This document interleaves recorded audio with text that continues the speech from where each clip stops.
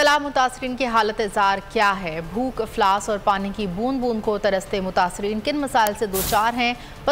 वज़ीर आज़म शहबाज बड़े भाई को कहानी सुनाने सरकारी खर्चे पर लंदन पहुंचे।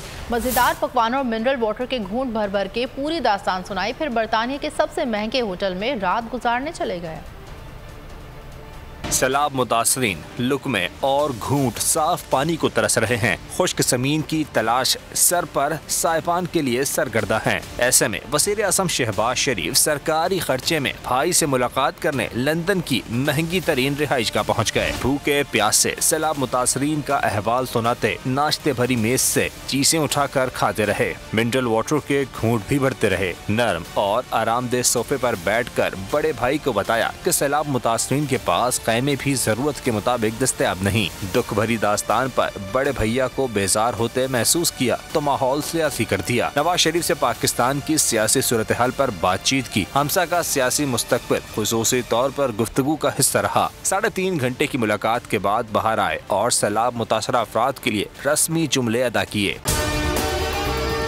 और अगर आपको हमारी ये वीडियो पसंद आई है तो लाइक पर क्लिक कीजिए।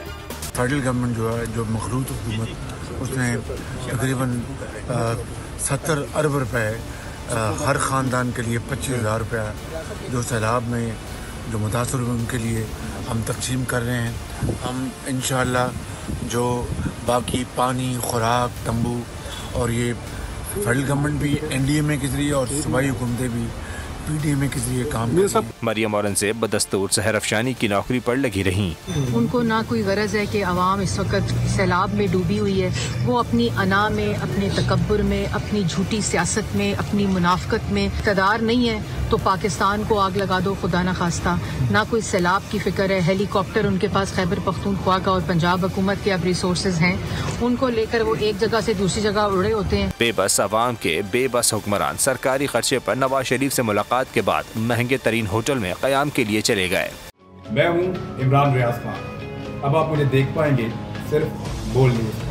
इमरान रियाज खान साहब जो हैं वो बोल फैमिली का हिस्सा बन गए हैं। बड़े अरसे बाद किसी चैनल ने हौसला किया है, तो मुझे ऐसा लगता था कि हमें बोलने की इजाजत नहीं मिलेगी, लेकिन बोल ने डिसाइड किया कि बोलने की इजाजत वो लेकर देंगे। मुझे बोल की एक चीज बहुत अच्छी लगी कि बोल ने कैटेगोरिकली कहा कि जो करना है करो, हमने अपना कोई बंदा नहीं निकालना।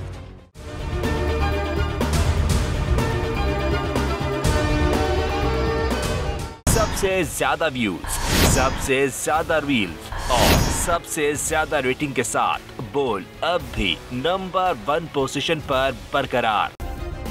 सब्सक्राइब करें और बेल दबाएं ताकि कोई खबर रह न जाए।